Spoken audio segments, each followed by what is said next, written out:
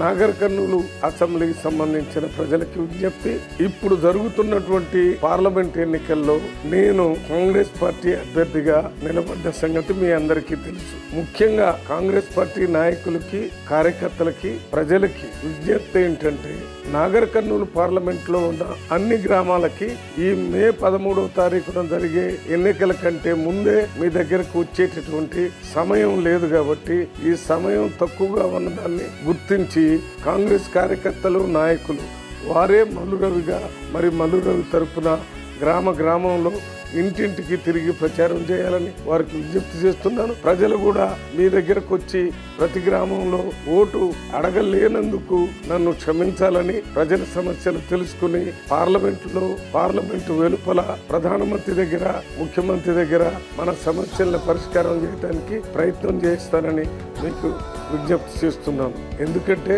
నేను అన్ని గ్రామాలు తిరిగేటటువంటి సమయం లేదు కాబట్టి మరొకసారి మీ అందరికీ విజ్ఞప్తి చేస్తూ, రేపు 13వ తారీఖు మేన జరిగే ఎన్నికల్లో చేతి గుర్తు మీద కాంగ్రెస్ పార్టీ అభ్యర్థిగా మల్లురవికి ఓటేసి పెద్ద మెజార్టీతో గెలిపించాలని మీ అందరినీ ప్రార్థిస్తున్నాను. జై కాంగ్రెస్. చేతి గుర్తుకే మన ఓటు, చేతి గుర్తుకే మన ఓటు.